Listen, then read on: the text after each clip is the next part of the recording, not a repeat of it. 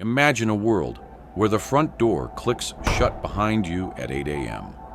and your parents don't expect to see you again until the streetlights hum to life. You aren't being neglected. You're being trusted. There are no GPS trackers, no panic buttons, no helicopters overhead. You are a free agent in a world that believes children are built to explore, to fall, and to figure things out without a safety net. Today, we are examining why the dangerous childhood of the 1980s forged a generation that psychologists call resilient by design. The first thing you notice when you step outside is the silence of supervision. There are no adults watching. The neighborhood is your laboratory, and the only rule is simple.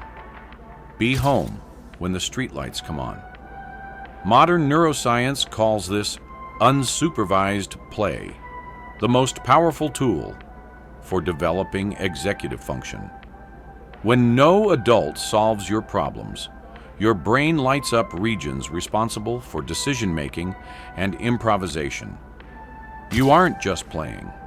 You're building the neural architecture of independence. Look at the playground equipment. The metal slide is a furnace in July.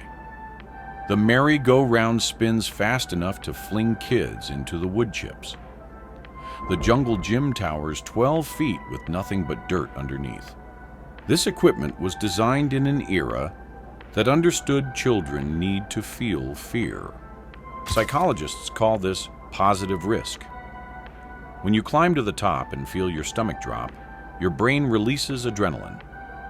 You learn fear is information, not a stop sign.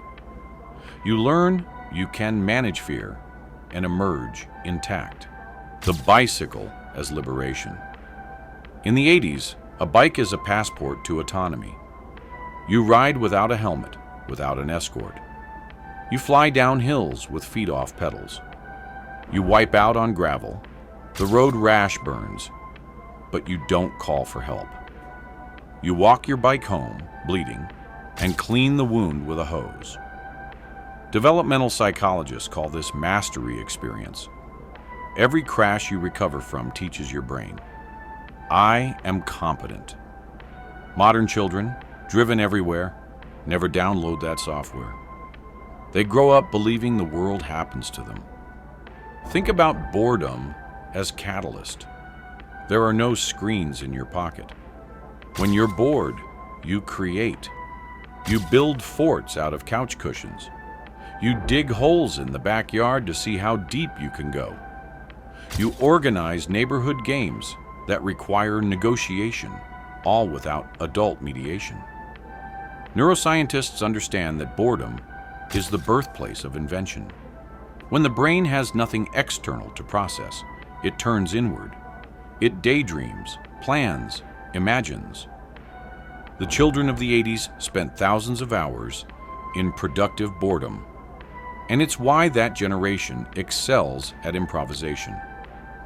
Modern kids, with brains constantly hijacked by dopamine hits, never enter that state. The social laboratory of the neighborhood. Your social network is the 12 kids within 3 blocks. You navigate complex dynamics without a moderator. If you fight, you work it out yourselves. No parents to call, no texts to hide behind. You argue face to face. You say something cruel and see the hurt flash across someone's face in real time.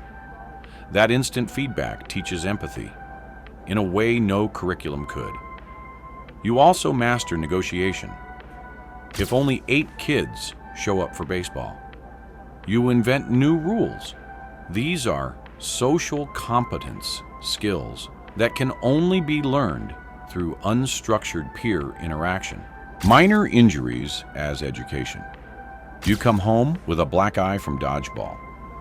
Your mother hands you frozen peas and tells you to be more careful. No emergency room, no incident report. This teaches anti-fragility, the understanding that your body can take damage and heal, that pain is temporary, that scars are proof of experience. Modern children, whose parents panic at the first bruise, grow up believing their bodies are fragile. This creates a generation paradoxically more anxious, despite living in the safest era in history. The walk to school. You leave at 7:30 a.m. and walk 6 blocks. You are 7 years old. No escort, no carpool. You cross streets using the skills you've been taught. If it rains, you carry an umbrella.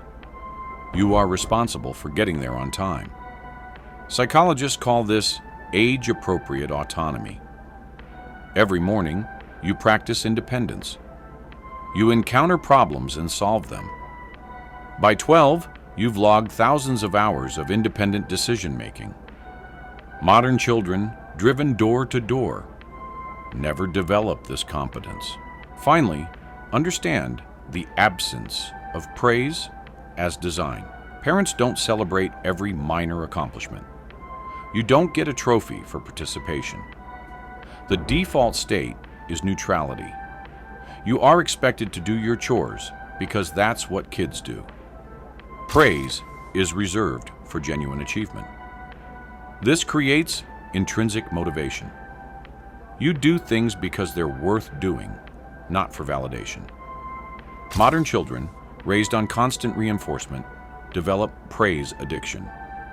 They perform for external validation rather than internal satisfaction. They become fragile when praise is withheld. The 1980s childhood wasn't dangerous because adults didn't care. It was dangerous because adults understood children grow stronger under manageable stress. Every scraped knee was a lesson. Every unsupervised afternoon was a masterclass in independence.